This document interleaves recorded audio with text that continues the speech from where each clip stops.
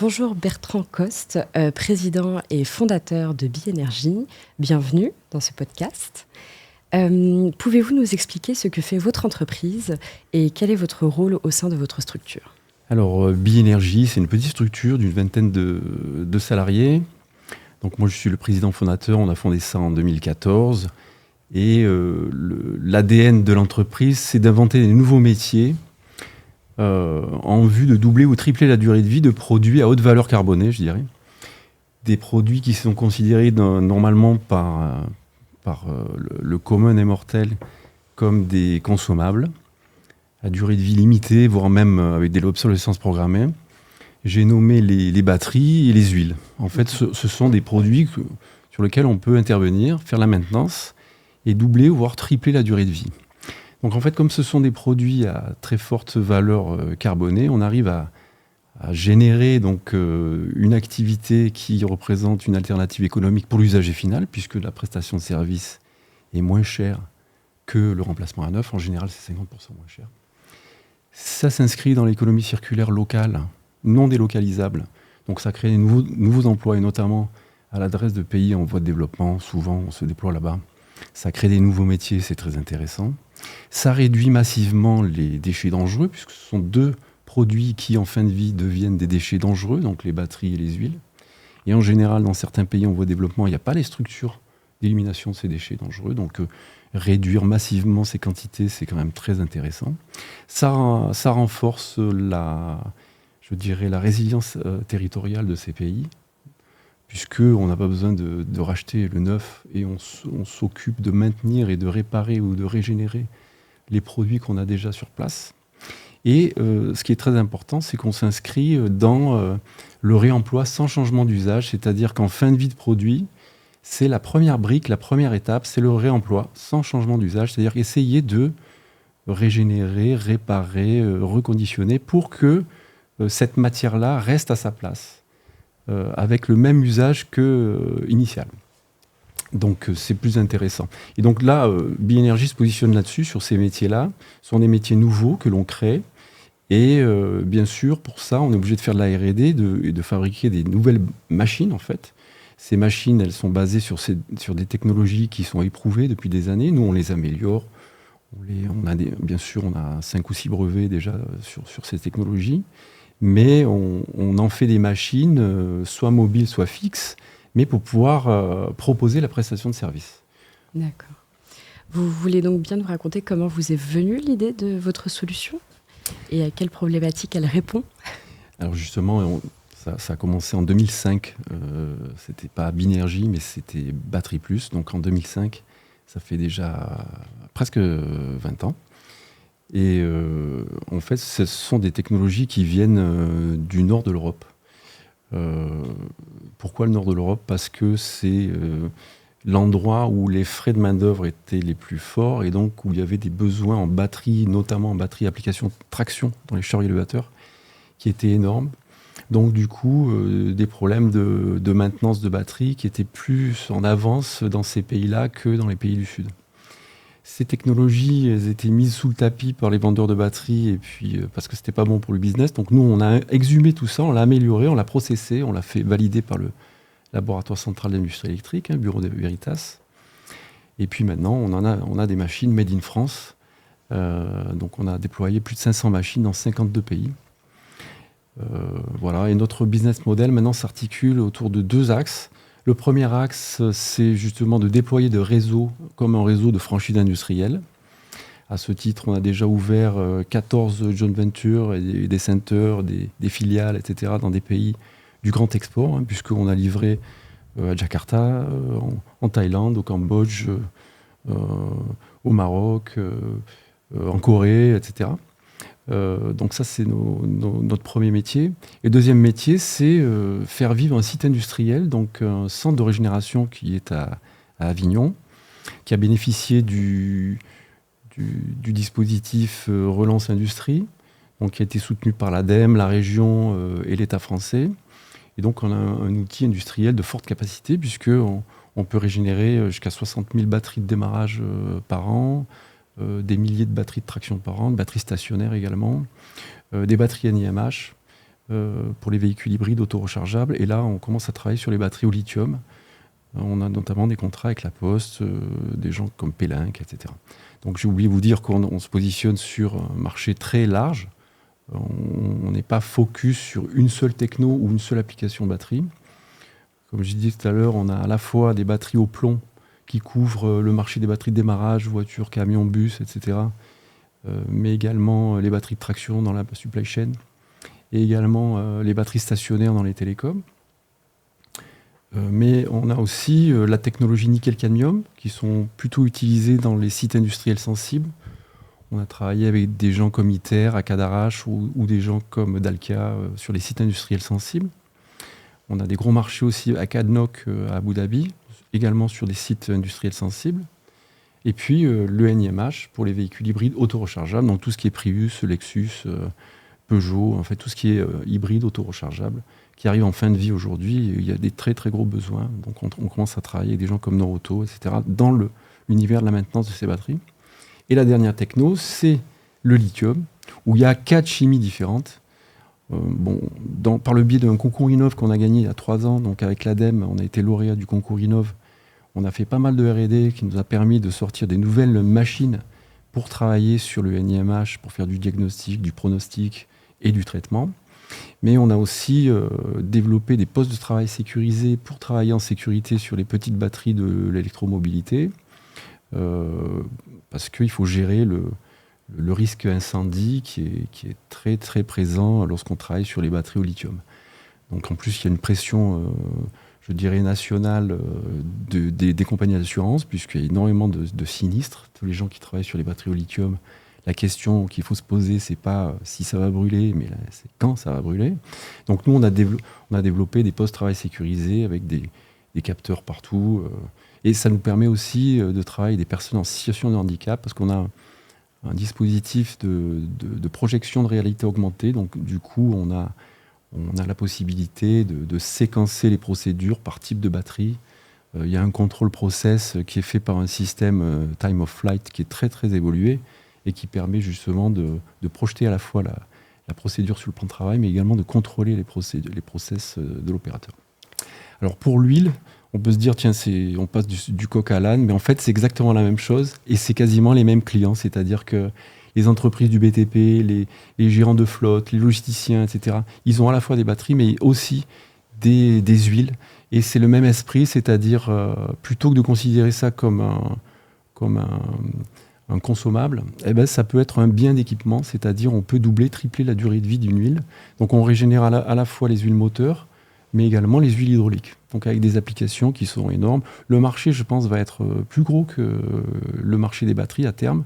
Par contre, on rencontre quand même des levées de boucliers qui sont assez fortes dans ce marché-là, parce que les pétroliers, les motoristes ne veulent pas qu'on touche à la sacro-sainte vidange, puisque c'est la vidange qui ramène le client au garage, et donc au final, c'est la clé de voûte qui tient l'édifice des réseaux de distribution automobile en France. Donc du coup, à chaque fois qu'on parle de régénération d'huile, ils nous objectent la garantie moteur, etc. Mais ça, on connaît, on sait, on a vécu les mêmes objections quand on travaillait sur la régénération des batteries.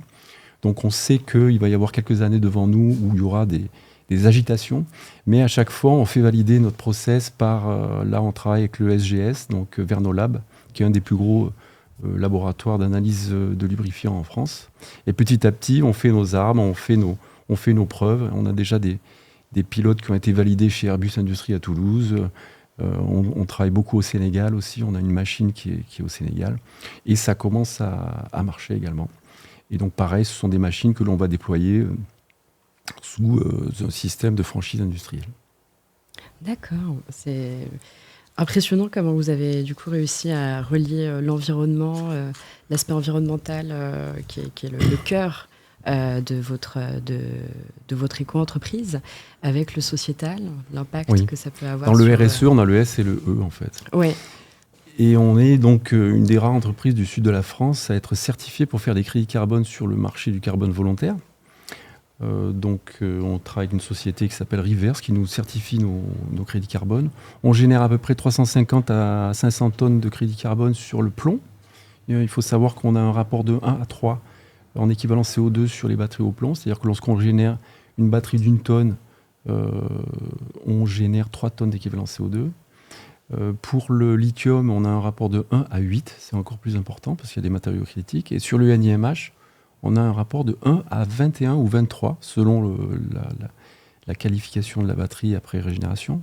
Donc du coup, on a un enjeu qui est très très fort. On est en train de faire certifier tout ça selon les labels ICROA. Ce sont des standards internationaux qui sont très, très connus et très, très reconnus au niveau international. Et nos métiers, je pense, répondent également à tout ce qui est taxonomie européenne et l'évolution de la réglementation concernant la comptabilité extra-financière. Donc je pense qu'on aura un très très gros sujet à ce niveau-là. La réforme de la CSRD. Voilà, la réforme de la CSRD. Et ça ouvre aussi la porte à des partenariats avec des entreprises adaptées comme DSI, par exemple, pour ne pas les citer. Là, on a déjà, nous, dans notre effectif, 2 personnes en situation de handicap, mais ces nouveaux métiers que représente la régénération des batteries ou des huiles, c'est une opportunité fantastique pour les entreprises adaptées qui veulent sortir des sempiternels travaux de nettoyage, gardiennage, cartonnage, espace vert, etc. Et ils voient des métiers qualifiés, parce qu'il y a des personnes en situation de handicap qui sont très qualifiées, qui sont très motivées. Et j'en veux pour preuve les personnes qu'on a chez nous. Et en plus, ça ouvre des nouveaux métiers qui répondent à la CSRD des grands clients comme les Airbus, comme la Poste, etc., qui eux-mêmes vont être obligés d'avoir non seulement de la comptabilité extra-financière pour montrer la décarbonation, mais également de faire de l'insertion de personnes en situation de handicap pour réduire leur taxe AGFIP. On connaît dans tous les types de structures et c'est super intéressant de pouvoir initier ce changement-là aussi en tant que fournisseur finalement et de montrer que c'est possible à l'échelle d'une entreprise de 20 personnes. Donc, sur ce, je vais vous poser la question suivante. Quel est votre client type ? J'ai l'impression que vous en avez plusieurs. Oui, parce qu'on a 2 métiers différents. Donc, le premier métier, celui qui constitue le plus gros du chiffre d'affaires, c'est effectivement le candidat industriel qui veut monter un centre de régénération à l'export.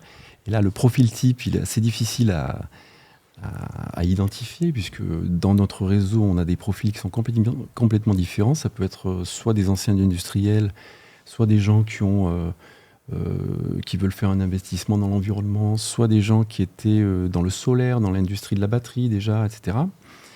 Soit des artisans qui se regroupent et qui veulent monter un centre de régène dans ces nouveaux métiers à fort potentiel.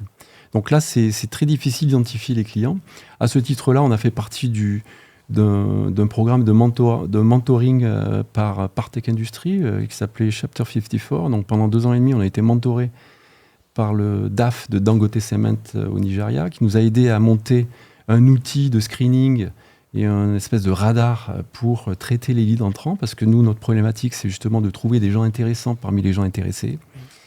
Donc ça, c'est notre problématique. On a monté un radar qui nous permet justement de séquencer la sélection des personnes, et on s'améliore, c'est-à-dire que les candidats avec qui on signe des nouveaux centres de régénération sont de plus en plus qualitatifs.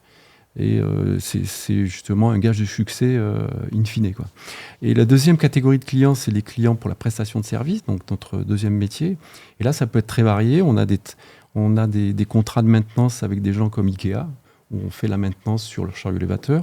On travaille beaucoup avec les Carrefour, les Intermarchés, donc les gens de la supply chain et du transport.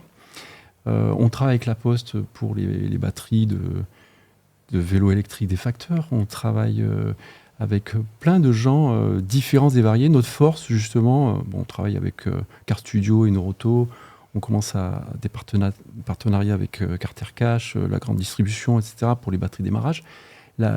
L'essentiel pour nous, c'est d'élargir le scope de nos activités pour solidifier notre chiffre d'affaires et la constitution de chiffre d'affaires. C'est-à-dire que la prestation de service, elle concerne plusieurs segments de marché, batterie de traction, démarrage, stationnaire, et plusieurs chimies. Ce qui fait qu'on a des applicatifs qui sont extrêmement variés. On peut trouver des batteries stationnaires au nickel-cadmium dans les trains. Donc ça, c'est une catégorie. On peut trouver des batteries au plomb dans les télécoms. C'est une autre catégorie. Dans les banques, dans les data centers. On peut sortir de la traction. On peut sortir aussi des batteries de démarrage. Donc c'est extrêmement vaste. Et justement, le jeu, c'est d'avancer sur tous les fronts pour pouvoir pénétrer ce marché. Ce sont des nouvelles propositions. Il ne faut pas oublier qu'on est sur un marché d'offres. On n'est pas sur un marché de demande. Les gens ne savent pas que ça existe, donc il faut se faire connaître. Et c'est tout l'enjeu justement du recrutement d'une nouvelle structure commerciale. D'accord, gagner en visibilité pour permettre le bon déploiement de la solution. Pour la prestation de service. C'est très intéressant. Sur ce, je vais vous poser une question concernant le trophée de l'éco-entreprise innovante que vous avez gagné au Forum national des éco-entreprises. Et donc, qu'avez-vous pensé de cet événement et des vitrines de l'innovation ? Pour être tout à fait honnête, donc c'est pas moi qui ai pitché, c'est mon directeur général, c'est Michael Ballandrade, qui s'est très bien débrouillé puisqu'on a eu le prix. C'était très bien organisé, ça nous a permis aussi de faire connaissance des autres lauréats. Donc ça, c'est très bien parce qu'il y a des synergies qui peuvent se monter. Nous-mêmes, on fait partie d'autres éco-organismes et d'autres organisations professionnelles. On est chez Cap Énergie, qui est un pôle de compétitivité sur l'énergie à la Technopole de l'Arbois. On connaît bien, membre du PEX, voilà. Tout à fait. On est aussi, on fait partie de la communauté Coq Vert, on est Excellence aussi, BPI France. Voilà, on a pas mal de petits trucs. On est aussi EA Éco-Entreprendre. On a gagné aussi le EETE, donc les entreprises engagées pour la transition écologique. On a le label EETE de l'ADEME, donc il n'y a que 96 entreprises françaises qui sont labellisées EETE en France, donc on en est fiers. Et on a quelques prix à l'étranger également, qui sont moins représentées et moins parlantes pour les auditeurs français. D'accord, merci beaucoup. Et à Éco-Entreprise qui est également un réseau membre du PEX, donc très bien représenté de ce côté-là. Et donc en tant que lauréat, est-ce que vous auriez des conseils à partager aux autres dirigeants d'Éco-Entreprise qui souhaiteraient pitcher aux prochaines vitrines de l'innovation du Forum national ?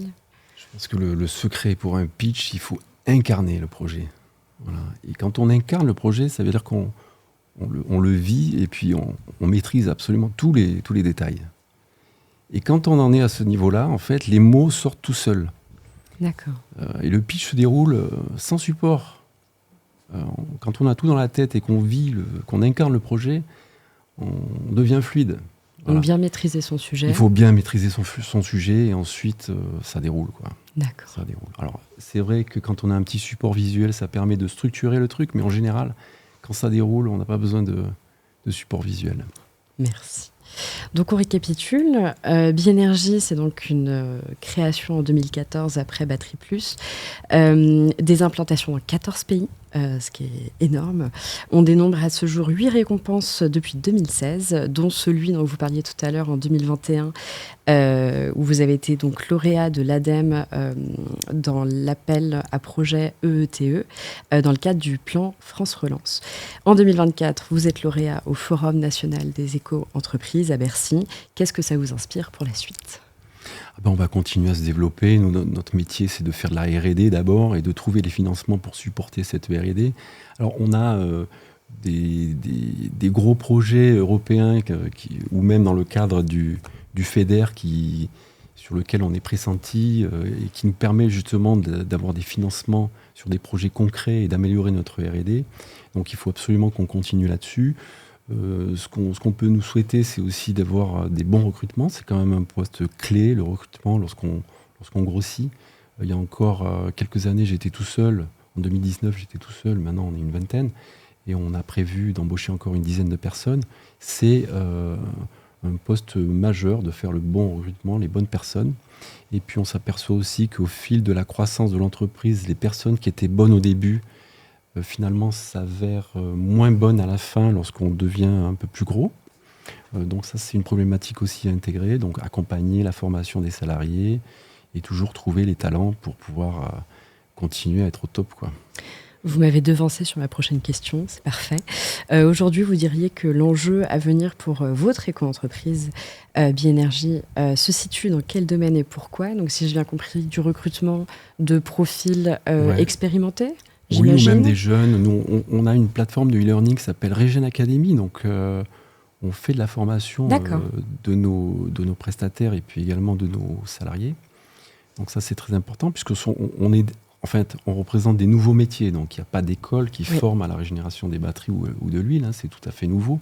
Il faut quand même une base. Mais ce qui fait la différence, c'est la volonté, quoi. La motivation d'aller travailler tous les matins et l'implication du salarié. Donc trouver des jeunes motivés, déjà c'est pas mal. Après, on arrivera à les former toujours. D'accord, vous avez donné la clé déjà pour les prochains recrutements. Ouais, Ils savent ce qu'ils doivent mettre dans la lettre de motivation. Exactement. C'est très intéressant. Donc pour conclure, qu'est-ce qu'on peut vous souhaiter pour... Alors nous, on est en pleine structuration financière, donc on fait une deuxième levée de fonds en ce moment là. Donc normalement, ça devrait se conclure avant la fin de l'année. Et ensuite, on a des très gros projets qui sont sur le gaz. Et il faut qu'on passe à l'échelle. Donc le sujet, c'est de scaler, c'est-à-dire passer vraiment à l'échelon industriel avec des gros partenaires industriels à envergure internationale et nationale. Et c'est ça qu'il faut arriver à accompagner, c'est-à-dire l'avion décolle, il faut le piloter, quoi. Voilà. Et continuer à monter. Alors j'en profite parce que le PEX organise le 26 septembre prochain la rencontre Ecotech Finance à BPI France à Paris. Donc vous êtes le bienvenu si vous le souhaitez. Et ce seront donc aux investisseurs de pitcher. Donc très bien. On inverse les rôles pour une fois. Ça sera très bien. Merci beaucoup d'avoir pris le temps de répondre à nos questions. On vous donne rendez-vous sur le prochain forum du PEX le 3 avril 2025 au ministère de l'économie. Et avant ça, sur le salon Polytech 2024 à Paris ou bien Polytech 2025 à Lyon, près de chez vous.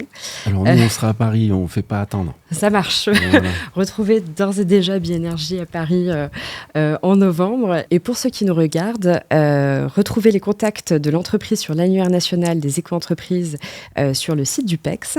Et abonnez-vous sur LinkedIn pour suivre nos actualités et demander à recevoir notre newsletter. Merci beaucoup.